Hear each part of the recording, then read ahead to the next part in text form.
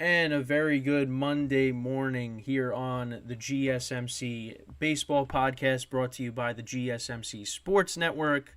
I'm your host, Kenneth Grunfelder, and as always, it is good to have you guys coming in and listening and watching to the show, however you are, taking in this content.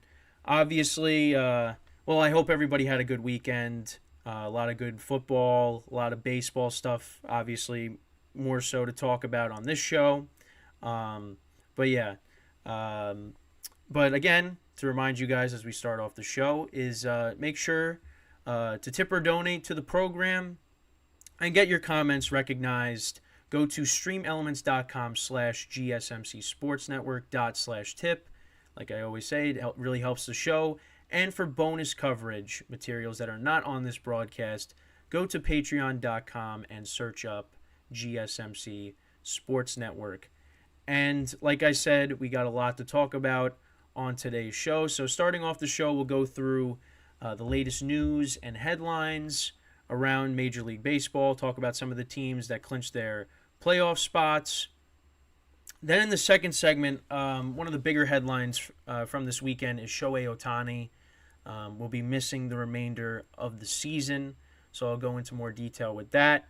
Then in the third segment, I'm going to recap all the series from this weekend, go through all the games, and give my thoughts on those. And then in the final segment, I will talk about the updated standings as the wild card race has. There's been kind of a mini seismic shift with some of the wild card teams there, especially in the National League, because I've been talking about that pretty much every single day that I've done the show so far these past couple weeks. So we'll get into that and touch upon the American League as well. And then that's basically it. But yeah, I had a late night last night, had an early morning, had a doctor's appointment this morning. So I've been up, and if I look like I haven't slept, rest assured, we're good. We're ready to go. So with that, let's get right into it, talking about the latest news and headlines. So on Friday, and I briefly mentioned it on Friday's show, but Friday was Roberto Clemente Day, so all the players were wearing number 21 on the back of their jersey. People were wearing cleats. So it was a good day, a great day for baseball. And I said this, but I think baseball does a good job at honoring their history and honoring great players that have made an impact on the game and have pushed the game forward. And hearing some of the players like Francisco Lindor talking about Roberto Clemente and what he meant to him and what he's meant to the game. It's between that and Jackie Robinson Day, those are days you got to look forward to. And especially seeing some of the star players wearing the jersey numbers on the back. It's really important that baseball continues to maintain that. And so that was good. So that was Friday, and the Yankees were in Pittsburgh for that. So it was a good day for, like I said, baseball does I think when it comes to players that have really impacted the game, they do a good job with that. But yeah, I just wanted to touch upon that because I there was so many other things I was thinking about talking about that I kind of just glossed over it. But yeah, so that happened on Friday, and some of the other things. So the Orioles, they clinched the playoff spot. The Rays clinched the playoff spot, so they're both officially in. And so it's that AL East race, and we're gonna get into it later on in the show. But it is really heating up, and I who knows what's gonna happen at the end of the year, but. Yeah, but both teams are going to be in the playoffs. The Orioles are going to be in the playoffs for the first time since 2016. And I took a screenshot of this because I saw this on MLB's Instagram. So this was the lineup the last time the Orioles were in the postseason. And this is the 2016 AL wildcard game. So this was the lineup. So Adam Jones was leading off. Hung-Soo Kim was batting second. Manny Machado was batting third. Mark Trumbo was batting fourth. Matt Wieters fifth. Chris Davis sixth. Jonathan Scope batting seventh. Michael Bourne batting 8th, J.J. Hardy batting 9th, and Chris Tillman was on the mound. Yeah, that just shows you how long ago it's been. And Adam Jones was at the game recently. They were honoring him. I think he was there again. Well, no, he's been at the game. I know he was there earlier this year, but they were honoring him, so he was there for that. But yeah, he was, he's one of those players, and a lot of those players that I just listed out, and players I grew up watching, because they honored him, and a bunch of the guys from that team were there. Nick Markakis was there because he threw out the first pitch. Nick Markakis was there. Chris Davis, I believe, was there. So a lot of guys from that team were there, and like I said, those are guys I grew up watching. And now we got this young team with the Orioles that's really good. Young players, Adley Rutschman. You got Gunnar Henderson, who might win. It looks like right now he's the front runner to win American League Rookie of the Year. So they still got young guys coming up. They're trying to get their closer back. He's been throwing some bullpen sessions, and they're hoping that he can come back for the postseason. Felix Bautista. So, it's looking good for the Orioles, and the Rays. They're right there behind them. So it's gonna be a lot of fun down the stretch as we're nearing the towards the postseason. We got 2 weeks left, and the regular season ends on October 1st, and then we take it from there. So, but props to the Orioles. Nobody really expected them to have the season that they ended up having this year. I mean, they, my friends, they took like an over on their wins. I forget what the over-under was, but that hit very easily. But I don't think people expected them to, do what they did this year. And now they look like they might win the division. It's going to be tough between them and the Rays. And yeah, I mean, right now they have the best record in the American League, so they got they're gonna have home field advantage if they keep this up.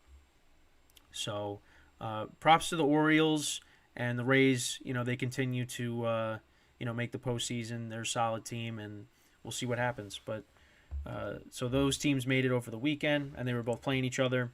That was a big series, and like I said, we'll touch upon that later in the show.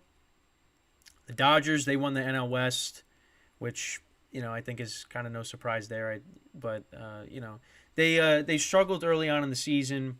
They got themselves back on track, and now they got another NL West title, and they had a good trade deadline. So and I think that's the biggest competitor with the Braves. I think that's what it most likely is going to come down to.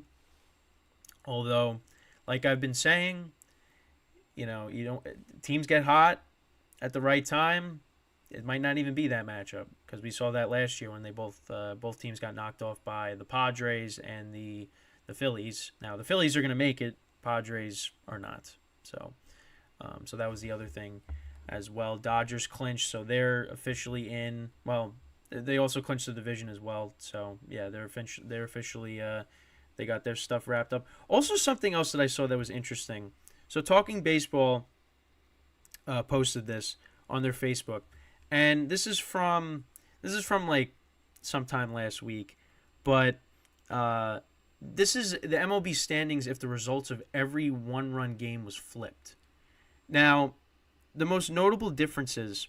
So the Cardinals, again the records have changed since then, but the Cardinals would have been 75-70, so they'd have a winning record. The Padres would be 84-62, and that makes. I mean, you look at their run differential is ridiculous. What are the other? The Guardians would be at 500. The Twins' record would be better. The Rays would have 95 wins, which is pretty close. Yankees would have 78. Orioles would have 77. What else? The Braves would have 89, so that really didn't change. The Brewers would be 69-75, and right now, they're in first place. So Dodgers would still have 88 wins. So I just thought that was I thought that was interesting, and that just shows you what a difference one-run games have made. I mean, the Padres, if they didn't have all that, if they were on the winning side of a lot of those games, they'd be in a playoff spot right now. So it just goes to show you how like the margin of error has kind of led to where some of these teams are right now. So, but yeah, I just thought that was something that was interesting as well. So we got a few minutes left in the show. So obviously another big thing as well, and we'll touch upon it in the next segment. We'll go into more depth with that. Is obviously Shohei Ohtani. He's going to miss the rest of the regular season, and we'll go into more detail with that in the next segment because obviously, Shohei Ohtani deserves his own segment because of how great of a player he is and the impact that he's had on the game. So we'll get into that. Also, another thing that was interesting. So in the Astros game yesterday, so there Framber Valdez was throwing to first base to try to get a runner out, and the ball, it was like a bad throw. And what Jose Abreu ended up doing was he threw his glove at the ball so it didn't go into the outfield. And apparently you can't do that. I never knew that.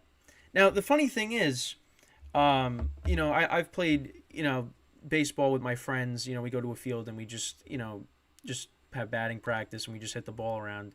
And there's been a few times where like the ball is hit to like shortstop and my friend will throw his glove up in the air to prevent it from going into the outfield. But honestly, the thing is, I never really knew that was a violation because you know what? It hasn't happened. That's something that doesn't really happen. I mean, obviously, if you knock the ball out of someone's glove, yeah, that's a violation. I'm referencing the 2004 ALCS when A-Rod did that to Bronson Arroyo against the Red Sox. But yeah, that's just something that I never like. I don't think a lot of people thought of that. Like, oh yeah, I guess it's a violation. So that's just something that was interesting to come across. But yeah, also Rangers, they've been again, like I've been saying, they've been playing better baseball lately, but now they've lost 3 in a row. So literally after sweeping the Blue Jays, now they're back into not playing good. And the Mariners, they got swept by the Dodgers. That's who the Dodgers clinched the NL West against. And yeah, listen, that was a true test for the Mariners, and they just they just couldn't get it. They couldn't get anything. They got swept. I mean, the game on Saturday was it was like nothing the whole time, and then the Dodgers in extra innings, they ended up winning that game 6-2. So yeah, that was a tough series for the Mariners, and especially for these two teams, they're trying to catch the Astros, and they're not really doing themselves any favors, by not playing well. So, but yeah, I think that's pretty much all the major news and headlines. Obviously, like I said, I'll touch upon Ohtani. Actually, another thing I just saw when I was watching ESPN before I came on just now. So the Rays, they are going to be playing in a new stadium. It's going to be in 2028, and it was for like they're going to pay. It's like I think it was like $1.2 billion for the stadium. So I think a lot of people will be happy about that because, I have a friend that also lives in Tampa, and he was saw firsthand what Tropicana Field is like, and I don't think he was a big fan of it. I don't think really not a lot of people like Tropicana Field. So this I think is good for the Rays, and I think it's in St. Petersburg. So because I remember there was the talk of them playing half of their games in Canada and half of their games in Florida, and they didn't really get approval for that, and it's just like it was a mess. But so yeah, it looks like the Rays are going to be getting a new stadium. So that was another thing that I saw right before I came on. So just throw that in there. But yeah, that's basically it when it comes to the latest news and headlines around the league. So with that, we are going to take our first break of the show, and then when we come back, we are going to talk about Shohei Ohtani and him being out for the rest of the season, and kind of go into his future and things like that, which I know I've touched upon before in the past, but we're gonna talk about it in this next segment. So stick around, and we will be right back here on the GSMC Baseball Podcast.